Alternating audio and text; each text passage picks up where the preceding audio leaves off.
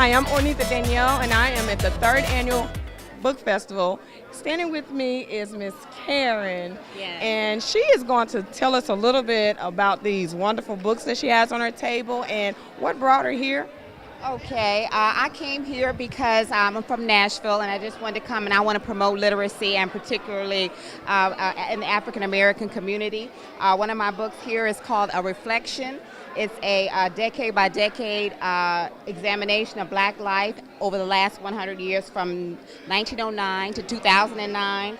And so I think when we're having all the issues that we're having now, we want to start this conversation and try to say how we can go back and improve in ourselves educationally and employment. So I think it's a timely contemporary history book. Okay, so let me ask you. And these are like Go ahead. Okay, these are like historical fiction because I think a lot of people don't always like nonfiction. So you just kind of put the same history and things in a novel. Okay. So that's what those are.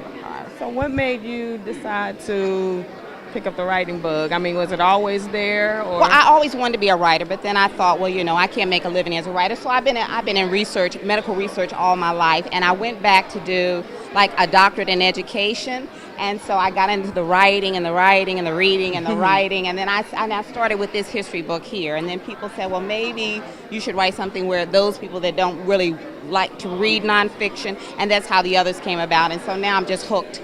I just write. Well, let me ask you something. Have you ever heard of the term scribe? Scribe? Yes, in the Bible. Yes.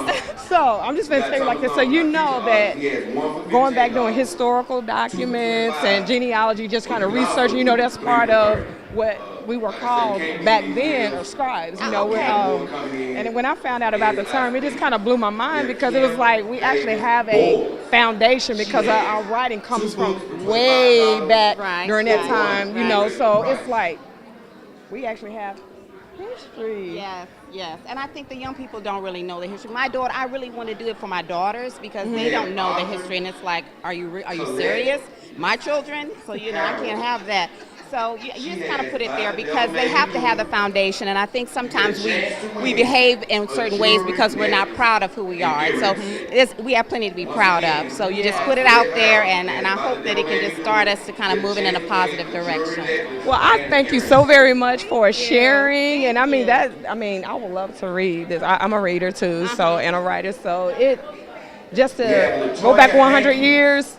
That's a lot of information. For everybody, it goes decade by decade. So, like, if you're heavy in the 70s or the 80s, whichever the 20s, whatever's your time, you can go right to that decade and just relive it and just every aspect of it. Okay. Now, can you tell us where we can find you and if you're socially connected? Yes, I have a website. My website is KarenSloan-Brown.com, and they can just go there, and all the books are there, and they can kind of read about them, and that's where I am. Okay. Are you socially connected? Yes, I got a Facebook page, and I tweet a little. Well, I'm not, too good on the Twitter. I'm trying to get there. But I have a Facebook, and I have the LinkedIn and the what's the other one? And the Twitter. Okay. And then, of course, my website. Okay. Well, there you have it, Miss Karen Sloan-Brown. Yes. Okay. So you guys check her out. Check me out. Check our book out. Thank you.